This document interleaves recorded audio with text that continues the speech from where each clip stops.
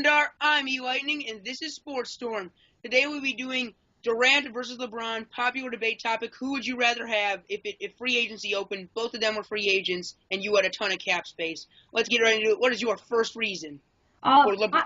My first reason for LeBron as, well, just putting it out there, I'm supporting LeBron as the more appealing free agent. My first point is that LeBron is the better all-around player compared to Durant in terms of defense, rebounding, and ball movement. I mean, I think by far LeBron is he's the best passing forward, really, you could even argue, ever. I mean, obviously Larry Bird was...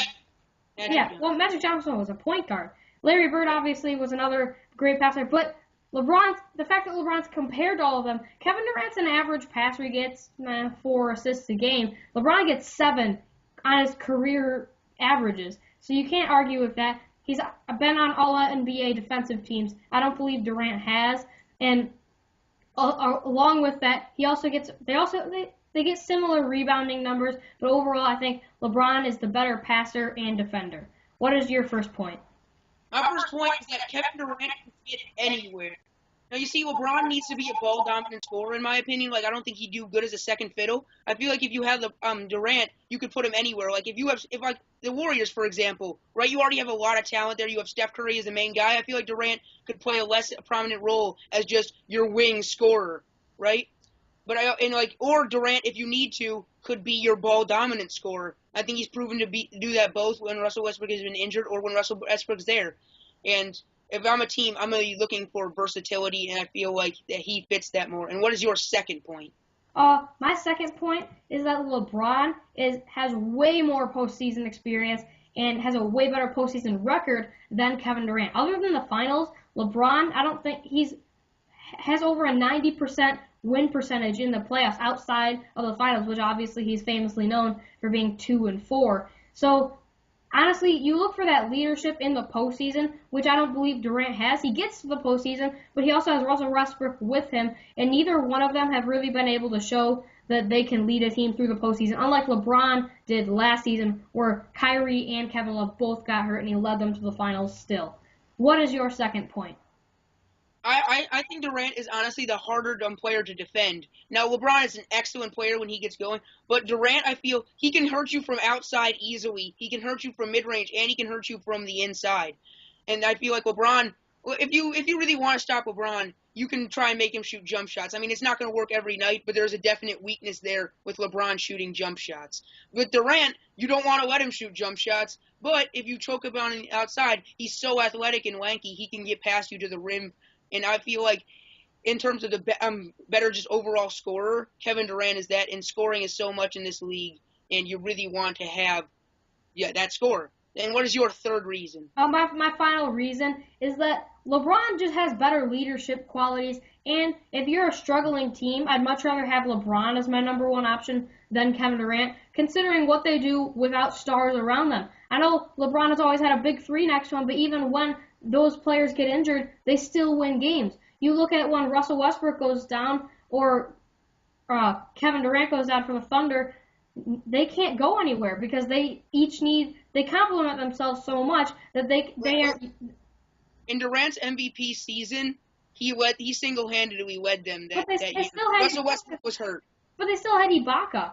The one thing is, LeBron has played in the playoffs without Kyrie and Kevin Love, went through the entire Eastern Conference, I think only lost 1 or 2 games, and still gave the Warriors a fight, the best team in the league. So I think he's the better leader. I don't think you can even argue that. He is probably one of the highest looked up to players highest looked up to athletes in the world.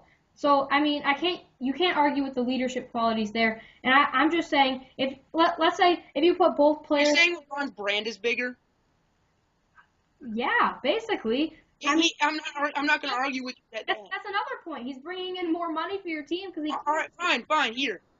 My third and final reason with another one, because you added in another one, is age. So Kevin Durant is in his prime right now. I mean, you could argue he's just entering it, but he's like 1 season into his prime. I think he still has like 3 or 4 years of top-level Durant. which, if the MVP season is any indication, I think he could win one more MVP or at least have another MVP caliber season. I feel like LeBron is on the decline right now, and even though he's still a great player and he declines less than other players, I still would rather pay for Durant, who is still under 30 and entering his prime, than LeBron, who's in the twilight of his prime and about to reach that 35 mark. In my fourth That's reason, 4 years, just like how KD would be out of his prime in 3 to 4 years. LeBron's only 31 right now. He's another good 3 to 4 years. thing is that Kevin Durant, the modern league is 3-point scoring based, and LeBron, say what you will, he can get going some nights, but KD is the superior 3-point scorer. There is nobody else like KD who can just pull up other than Steph Curry and just hit. And Steph Curry, he may be small, but he gets to the quick release. Kevin Durant can just straight up shoot over anybody with that ridiculous wingspan and stuff. And 3-point scoring has been such a big part of the NBA, as we've seen with the Warriors, that I really want a 3-point scorer on my team when it comes to comebacks or late-game heroics.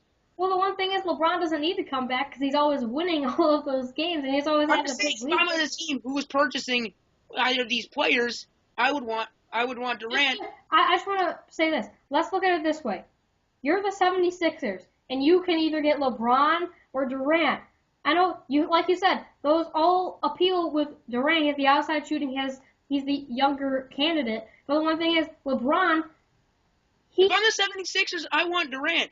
We just talking about how they need Brandon Ingram in the draft. This is basically Brandon Ingram versus Ben Simmons, just way scaled down. It's way scaled up. No, I mean, like, in terms of, like, Brandon Ingram versus Ben Simmons, they're basically playing their pro player comparisons right now. And if you're the 76ers, what is the 76ers are an abysmal 3-point team. Okay, fine. Just take a team. You have a bunch of scrubs from high school, just a bunch of random high school players. They have no attributes whatsoever, and you insert Durant or LeBron. They suck at everything.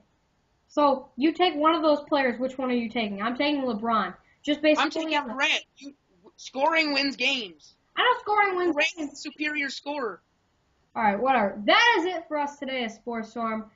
Like, comment, subscribe. Peace.